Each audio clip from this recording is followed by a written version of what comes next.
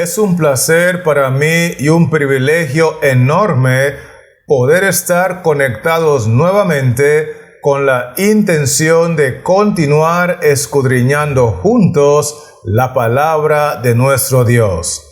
Y en esta ocasión, el tema que hemos de estudiar está basado al quinto sello con las almas que claman debajo del altar en tan solamente 10 pasos. Así que, sin más que decir, vamos a iniciar con el paso número 1, donde queremos ver qué fue lo que miró el apóstol Juan cuando se desató el quinto sello. Y la base bíblica está en Apocalipsis 6, versículos 9 al 11, que dicen así: Cuando abrió el quinto sello, vi bajo el altar las almas de los que habían sido muertos por causa de la palabra de Dios y por el testimonio que tenían. Y clamaban a gran voz diciendo: ¿Hasta cuándo, Señor, santo y verdadero, no juzgas y vengas nuestra sangre en los que moran en la tierra?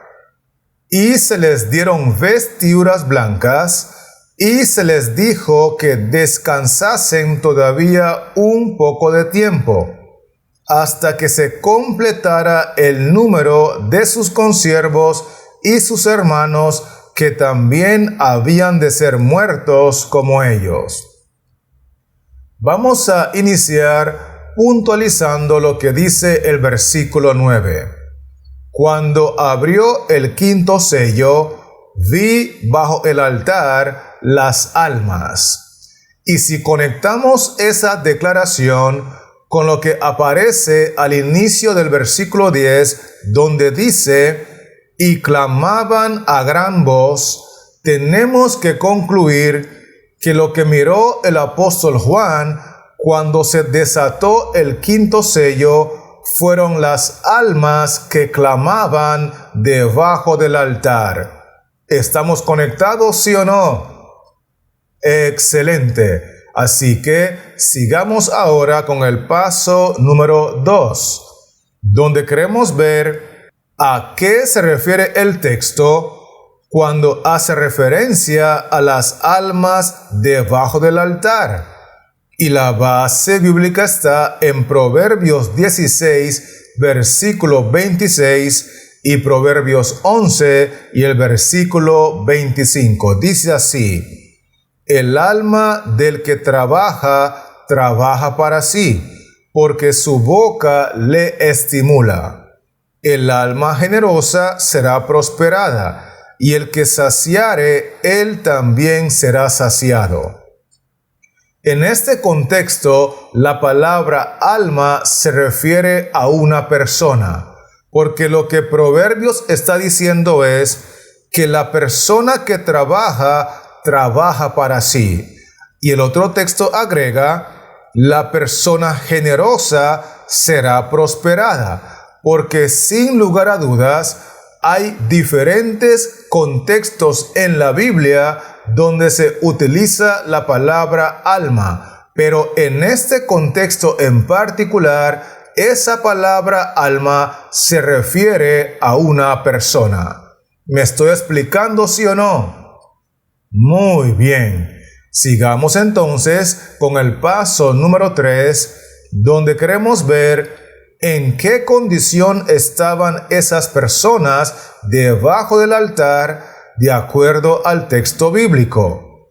Y la base bíblica está en Apocalipsis 6, versículo 9, que dice así: cuando abrió el quinto sello, vi bajo el altar las almas de los que habían sido muertos por causa de la palabra de Dios y por el testimonio que tenían.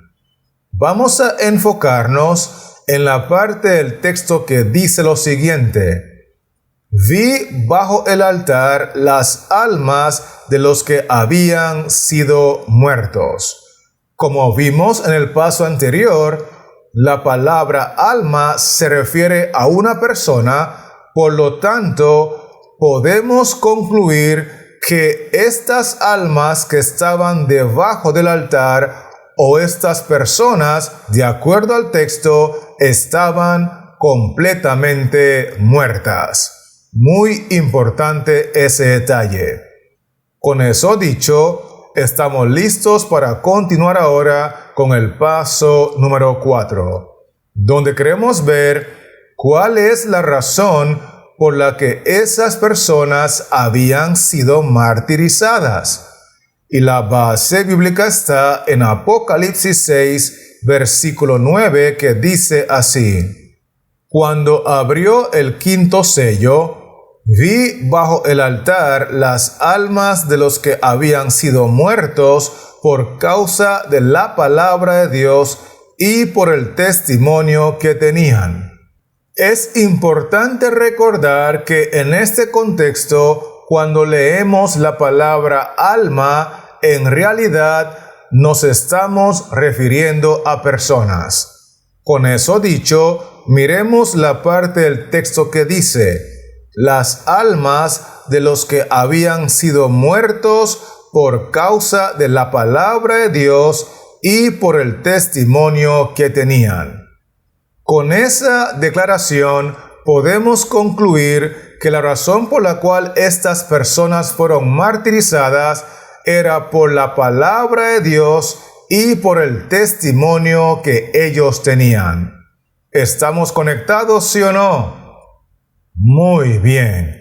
Sigamos entonces con el paso número 5, donde queremos ver por qué es importante entender que esas personas no podían estar clamando literalmente. Y la base bíblica está en Eclesiastés capítulo 9, versículos 5 y 6, que dicen así: Porque los que viven saben que han de morir, pero los muertos nada saben, ni tienen más paga, porque su memoria es puesta en olvido. También su amor y su odio y su envidia fenecieron ya, y nunca más tendrán parte en todo lo que se hace debajo del sol. La razón por la cual tenemos que entender que esas personas o esas almas debajo del altar no podían estar clamando literalmente es porque el texto dice que los que viven saben que han de morir, pero los muertos nada saben. Inclusive el versículo 6 agrega: y nunca más tendrán parte en todo lo que se hace debajo del sol. Es por esa razón que las personas o las almas que estaban debajo del altar no podían estar clamando literalmente, porque los muertos nada saben y los muertos nada hablan. ¿Estamos claros con esto, sí o no? Excelente. Entonces, permítame invitarle a avanzar conmigo con el paso número 6, donde queremos ver entonces cómo podemos entender el texto cuando dice que esas almas o personas clamaban a gran voz. Y la base bíblica está en Génesis 4, versículos 8 al 10, que dicen así: Y dijo Caín a su hermano Abel: salgamos al campo. Y aconteció que estando ellos en el campo, Caín se levantó contra su hermano Abel y lo mató. Y Jehová dijo a Caín: ¿dónde está Abel tu hermano? Y él respondió: no sé. ¿Soy yo acaso guarda de mi hermano? Y él le dijo: ¿qué has hecho? La voz de la sangre de tu hermano clama a mí desde la tierra. Miremos en primer lugar lo que dice el versículo 8. Caín se levantó contra su hermano Abel y lo mató. Esto nos lleva a entender que el primer mártir en toda la historia bíblica se llama Abel. Además de eso, la Biblia enseña en el versículo 10 la voz de la sangre de tu hermano, refiriéndose a Abel, clama a mí desde la tierra. Y esto tenemos que conectarlo con los mártires que claman debajo del altar en el contexto del quinto sello.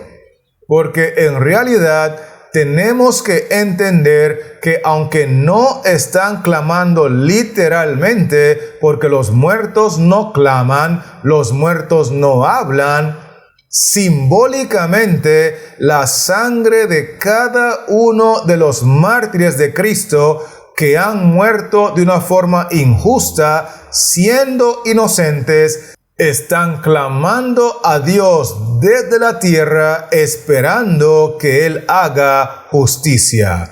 Esto es muy importante entenderlo. Con eso dicho, estamos listos para continuar con el paso número 7, donde queremos ver cuál era la petición de los mártires de la Edad Media cuando ellos figuradamente clamaban debajo del altar. Y la base bíblica está en Apocalipsis 6 y el versículo 10, que dice así: y clamaban a gran voz diciendo: ¿hasta cuándo, Señor, santo y verdadero, no juzgas y vengas nuestra sangre en los que moran en la tierra? Quiero que miremos que estos mártires de la Edad Media, simbólicamente, su sangre está clamando desde la tierra, y esto es específicamente lo que le están pidiendo al Señor. ¿Hasta cuándo, Señor, santo y verdadero, no juzgas y vengas nuestra sangre? En otras palabras, estos mártires simbólicamente le están pidiendo a Jehová que los reivindique delante de la raza humana, que haga un juicio justo, que rectifique la sentencia injusta por la cual ellos fueron martirizados. ¿Será que me estoy explicando, sí o no? Esto es muy importante entenderlo. Con eso en mente, vamos a avanzar ahora con el paso número 8, donde queremos ver cuál es el mensaje que encierra el texto cuando dice que se les dieron a los mártires vestiduras blancas. Y la base bíblica está en Apocalipsis 3 y el versículo 5, que dice así: el que venciere será vestido de vestiduras blancas, y no borraré su nombre del libro de la vida, y confesaré su nombre delante de mi Padre y delante de sus ángeles. Quiero mencionar que estos mártires de la Edad Media, que fueron sacrificados y fueron quemados vivos en la hoguera, y fueron lanzados a los leones hambrientos y decapitados injustamente, fueron sentenciados como herejes y con una terrible y manchada reputación. Sin embargo, si leemos lo que dice el texto en la parte inicial, el que venciere será vestido de vestiduras blancas, tenemos que entender que el mensaje que esa frase encierra es que el Señor Jesucristo, a través del juicio celestial, va a vestir a estos individuos que fueron martirizados con su justicia, con su pureza y con su santidad. En otras palabras, esa reputación que fue manchada injustamente será limpiada por la justicia y los méritos perfectos de Cristo Jesús. Alabado sea su nombre. Con eso dicho, permítame entonces continuar ahora con el paso número 9, donde queremos ver qué lección podemos captar del texto cuando se les dijo que descansasen todavía un poco de tiempo. Y la base bíblica está en Hebreos 11, versículos 36 al 40, que dicen así: Otros experimentaron vituperios y azotes, y a más de esto, prisiones y cárceles. Fueron apedreados, aserrados, puestos a prueba, muertos a filo de espada, anduvieron de acá para allá cubiertos de pieles de ovejas y de cabras, pobres, angustiados, maltratados, de los cuales el mundo no era digno, errando por los desiertos, por los montes, por las cuevas y por las cavernas de la tierra. Y todos estos, aunque alcanzaron buen testimonio mediante la fe, no recibieron lo prometido, proveyendo Dios alguna cosa mejor para nosotros, para que no fuesen ellos perfeccionados aparte de nosotros. El versículo 36, 37 y 38 menciona diferentes formas crueles con las cuales el sistema que gobernaba durante la Edad Media, que dicho sea de paso, es el sistema político religioso del papado, martirizaba a estos santos cristianos. Y luego el texto 39 nos enseña que todos estos, aunque alcanzaron buen testimonio mediante la fe, no recibieron lo prometido. Esa es la razón por la cual se les dijo a estos mártires que descansasen todavía un poco de tiempo, porque cuando fueron martirizados, ellos inmediatamente al morir no recibieron lo prometido. De hecho, el texto 40 agrega que Dios decidió una cosa mucho mejor, para que no fuesen ellos perfeccionados aparte de nosotros. En otras palabras, ellos no iban a ir al reino de Dios a experimentar la perfección antes que nosotros, porque todos tendremos que irnos juntos cuando Cristo venga por segunda vez en gloria y majestad. Con eso en mente, estamos listos para finalizar con el paso número 10, donde queremos ver en cuál época de la historia se va a completar el número de los consiervos, o sea, el número de los mártires. Y la base bíblica está en Apocalipsis 6, versículo 11, y Apocalipsis 20 y el versículo 4, que dicen así: Y se les dieron vestiduras blancas, y se les dijo que descansasen todavía un poco de tiempo, hasta que se completara el número de sus consiervos y sus hermanos, que también habían de ser muertos como ellos. Y vi tronos, y se sentaron sobre ellos los que recibieron facultad de juzgar. Y vi las almas de los decapitados por causa del testimonio de Jesús y por la palabra de Dios, los que no habían adorado a la bestia ni a su imagen, y que no recibieron la marca en sus frentes ni en sus manos, y vivieron y reinaron con Cristo 1000 años. En primer lugar, quiero invitarle a que miremos lo que dice Apocalipsis 6, porque menciona: y se les dijo que descansasen todavía un poco de tiempo. Esa es una referencia a los consiervos que fueron martirizados durante la Edad Media.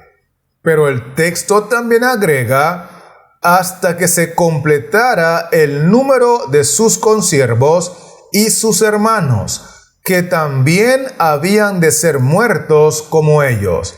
En otras palabras, ese versículo está hablando de dos grupos de mártires: los que clamaban debajo del altar por haber sido sacrificados en la Edad Media, y otro grupo de mártires que tendrá que sufrir la misma experiencia para completar el número de acuerdo a la palabra de Dios. Con eso en mente, ahora vamos a hacer la conexión con Apocalipsis 20 para identificar en qué época de la historia existirán estas personas que conformarán el segundo grupo de mártires. Y el texto dice: y vi las almas de los decapitados por causa del testimonio de Jesús y por la palabra de Dios. Es decir, este segundo grupo de mártires muere por las mismas causas que el primer grupo de mártires, por la palabra de Dios y por el testimonio que tenían. Y luego el texto es muy claro al mencionar que la época en la cual serán martirizados es la siguiente: los que no habían adorado a la bestia ni a su imagen, y que no recibieron la marca en sus frentes ni en sus manos. Así que el primer grupo de consiervos que fue martirizado experimentó eso durante la Edad Media. Pero el segundo grupo de consiervos que serán martirizados ocurrirá durante el periodo de la marca de la bestia, de acuerdo a la enseñanza contundente de la palabra de Dios. ¿Me estoy explicando, sí o no? Gloria sea el nombre del Señor. Entonces, permítame repasar rápidamente contigo los 10 aspectos o los 10 pasos que hemos visto en este video tutorial. Y lo primero que mencionamos fue que cuando el apóstol Juan vio que se desató el quinto sello, él contempló a las almas que clamaban debajo del altar.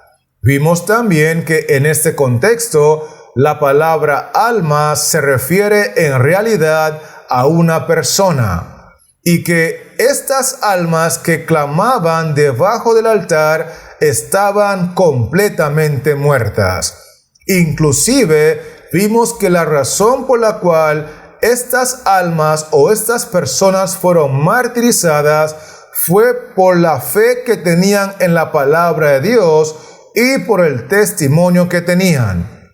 Otro punto importante que nosotros analizamos fue que estas almas no podían estar clamando literalmente, porque la palabra de Dios enseña que los muertos no hablan, ni mucho menos los muertos claman. Vimos también que la experiencia de estos mártires que claman debajo del altar es idéntica a lo que sucedió con la experiencia del primer mártir en la Biblia llamado Abel, que la Biblia enseña que su sangre clamaba desde la tierra, porque simple y sencillamente lo que Dios quiere que entendamos es que estos individuos, aunque han muerto injustamente, su sangre está clamando a Dios para que Él haga justicia. Inclusive, nosotros vimos que estos mártires que clamaban simbólicamente debajo del altar decían: ¿hasta cuándo, oh Señor, no juzgas y vengas nuestra sangre? Porque ellos entienden que la única persona que les puede reivindicar y rectificar esas injustas sentencias en el juicio celestial es Jehová Dios Todopoderoso. Vimos por otro lado que cuando Cristo les ofrece y les promete que los va a vestir con vestiduras blancas, es para que entiendan que a pesar de que su reputación fue manchada y ensuciada, a pesar de que fueron sentenciados como herejes injustamente, Cristo les garantiza que esa reputación será limpiada en el juicio celestial y que serán vestidos con la pureza, con la santidad, con la justicia y con los méritos perfectos de Cristo Jesús. Otro punto importante que vimos fue que la razón por la cual se les dijo a ellos que descansasen todavía un poco de tiempo es porque Dios tenía un plan especial, que es que ni ellos ni nosotros seamos perfeccionados separadamente. Más bien, ellos deben de esperar un poco de tiempo para que juntamente con nosotros todos seamos llevados al reino perfecto de Dios cuando Cristo venga en gloria y majestad. Y lo último que mencionamos fue que habrá dos grupos de consiervos que serán martirizados. Unos ya fueron martirizados en la época de la Edad Media y el segundo grupo de consiervos que experimentará el martirio por causa de la palabra de Dios y el testimonio de ellos es el grupo que existirá durante la época de la marca de la bestia y de su imagen. ¿Será que me estoy dando a entender, sí o no? Perfecto. Así que alabamos y glorificamos el nombre de nuestro Dios por su palabra y por sus promesas. Y queremos animarle a que se mantenga conectado porque pronto estaremos regresando para compartirles otro video tutorial para la honra y gloria de Dios y para tu bendición. Que Dios les siga bendiciendo y que la paz de Cristo more en tu corazón.